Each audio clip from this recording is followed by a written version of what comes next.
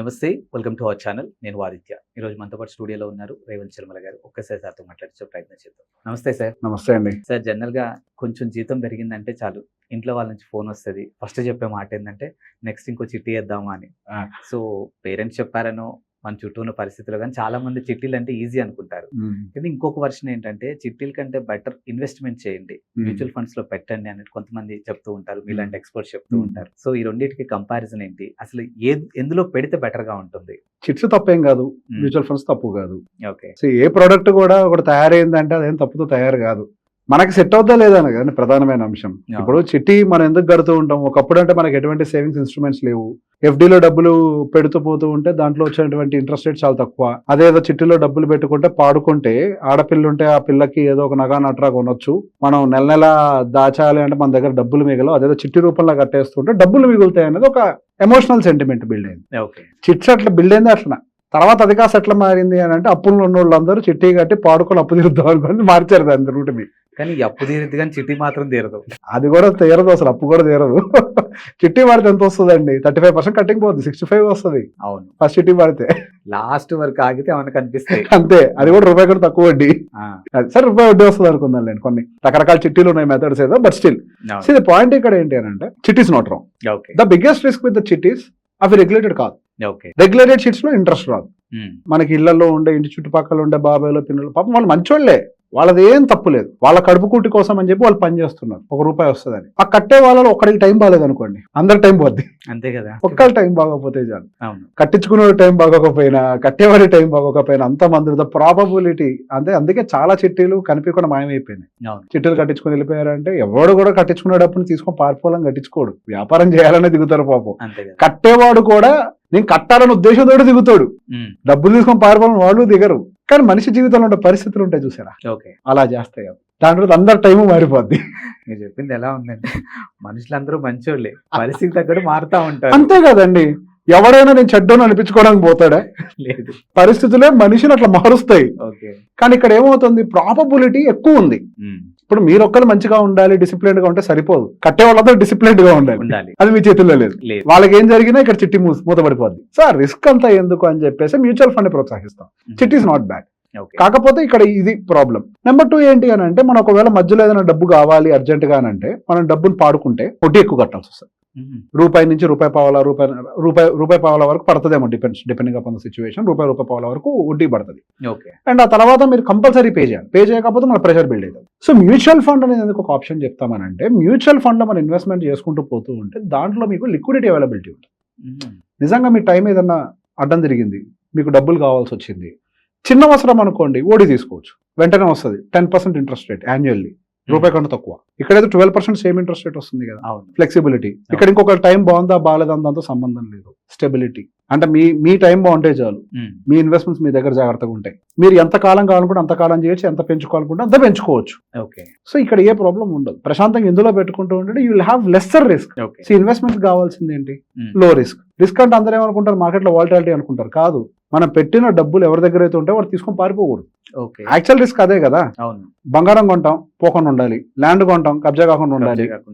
చిట్టీలు కడతాం, వాడు ఎత్తుపోకుండా ఉండాలి. ఇవే కదా actual risk. Volatility is fine. బంగారం రేట్ పెరిగిందా తగ్గిందా, రియల్ ఎస్టేట్ పెరిగిందా తగ్గింది, ఇట్స్ ఫైన్. కానీ యాక్చువల్ రిస్క్ ఏంటి? అయిపోతాయి. పోవని కూడా అమాయకత్వం, పోతాయి. మరి ఆ రిస్క్ మైనస్ చేసేస్తే మరి ఏది బెటర్ మనకి? Mutual fund. ఆ రిస్క్ లేదు ఇక్కడ, ఎత్తుకొని పోవడం ఏమి ఉండదు. ఎక్కడికి మార్కెట్ లో వాలటాలిటీ ఉంటుంది. దానికి సెబీ గ్యారంటీ ఇస్తుంది. మేము రెగ్యులేట్ చేస్తున్నాం, మేము బాడీగా రెగ్యులేట్ చేస్తున్నాం దాన్ని అని చెప్పి హామీ ఇస్తుంది. వీఆర్ ట్రాకింగ్ దెమ్ అని. ఇన్వెస్టర్ పాయింట్ ఆఫ్ వ్యూ లోనే సెబీ ఎప్పుడు ఆలోచిస్తుంది, ఇంకెవరి యాంగిల్లో ఆలోచించదు. మీరు కోర్టుకి వెళ్ళండి, కోర్టు ఎప్పుడైనా ఒక బిజినెస్ యాంగిల్లో ఆలోచిస్తుందా, కన్సూమర్ యాంగిల్లో ఆలోచిస్తుందా అంటే కన్సూమర్ యాంగిల్లోనే ఆలోచిస్తుంది.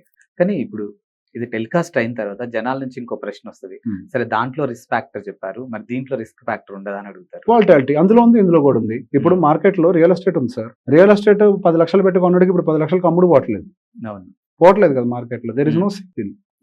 మరి దాన్ని వాలటాలిటీ అంటారా? మీరు కొన్న రేటు కూడా రావట్లేదు, తక్కువ అడుగుతున్నారంటే ఏంటి దాని మీనింగ్? రేటు లేదని అర్థం. మీరు దాన్ని అంటే మనకి లోపల కొద్దిగా ఈగో ఉంటది కదా, మాకు పడిపోయిందంటే ఒప్పుకోము. అంటే నిజాన్ని నిర్భయంగా మాట్లాడితే బట్టలు అది రియాలిటీని యాక్సెప్ట్ చేయలేము. వాస్తవానికి అది పడ్డది రేటు, కానీ నువ్వు ఒప్పుకోదు. నువ్వు ఒప్పుకున్నా లేకపోయినా అది పడ్డది. అందుకే ఎవరు కొనట్లే. అవును. మళ్ళీ లేదా రిస్క్. ఇక గోల్డ్ అయితే చెప్పనవసరం లేదు, ఈక్విటీ మార్కెట్ కంటే ఎక్కువ రిస్క్ ఉంటుంది. అమాంతం పెరిగిపోద్ది, అమాంతం పడిపోద్ది. ఇప్పుడు గోల్డ్ దాదాపు 24% పడ్డది, సిల్వర్ 50% పడ్డది. ఉందా సేఫ్టీ అందులో? లేదు. మరి ఇక్కడ సేఫ్టీ అనేది ఏం లేదండి, వాల్టాలిటీ అంటారు దాన్ని అంతే. ఓకే. ఇప్పుడు బంగారం కానీ భూమి కానీ ఒక మాట అంటారు కొన్న వెంటనే, లాంగ్ టర్మ్ పెట్టి వదిలేస్తే అయ్యే పెరుగుతాయని. నాకు కాదు కదా, నా బిడ్డ కోసం నేను కొని వదిలేసా ల్యాండ్, అదే పెరుగుద్దిలే, కంగారు ఏందని అంటారు. ఓకే. ఇది కూడా అంతే. మనం ఏం చేస్తామనంటే మ్యూచువల్ ఫండ్ స్క్రీన్ ఓపెన్ చేసి, మ్యూచువల్ ఫండ్ ఒకసారి అప్డేట్ అవుతుంది, నైట్ మిడ్ నైట్ దాటిన తర్వాత అప్డేట్ అవుద్ది డే అనేవి. ఆ విషయం ఆయనకు కూడా తెలుసు, కానీ గంటకోసారి తీసి ఏమైందని రిఫ్రెష్ చేస్తుంటాడు. అదేం అప్డేట్ కాదు, దాన్ని చూస్తూనే ఉంటాడు. ఎందుకు చూడాలి? మనిషిలో సార్ ఆశ ఉంటది. ఇక్కడ ఆశ ప్రాబ్లం కాదు, దానివల్ల భయం వస్తుంది.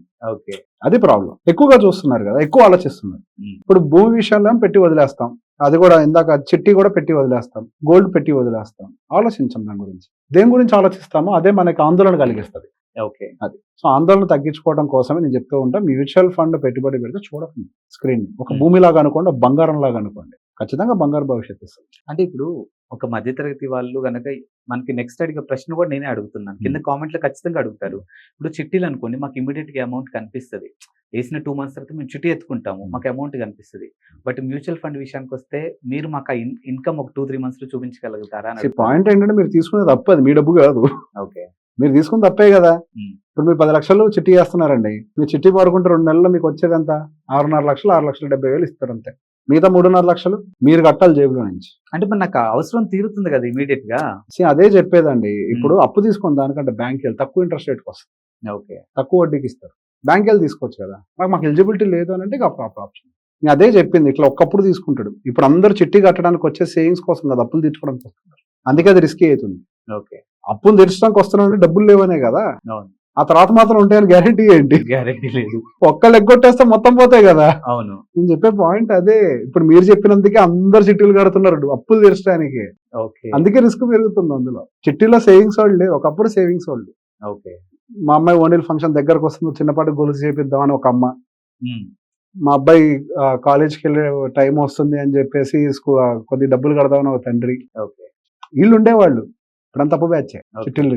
సో సైక్లింగ్ లైఫ్ అన్నమాట, చిట్టి కట్టాలి, అప్పు తీరవాలి. ఇప్పుడు అదే చిట్టి వేయాలి, మళ్ళీ అప్పు తీరవాలి. అందులో ఇరుక్కుపోతున్నారు గ్రూప్ లో. ఓకే. సో బేసిక్ గా చిట్టి ఈజ్ నాట్ బ్యాడ్, అదే నేను చెప్పేది. ఒకప్పుడు అది బాగుండేది, అంటే ఇప్పుడు అందులోకి వచ్చే వాళ్ళ మైండ్ సెట్ ఇట్లా పాడేసుకొని అప్పు తీరుద్దాం, ఇది రిస్క్ పెంచుతుంది. వాళ్ళ టైం బాగోకపోతే వీళ్ళు భరించాలి కదా. అవును. అది ప్రాబ్లం. థ్యాంక్స్. Most welcome.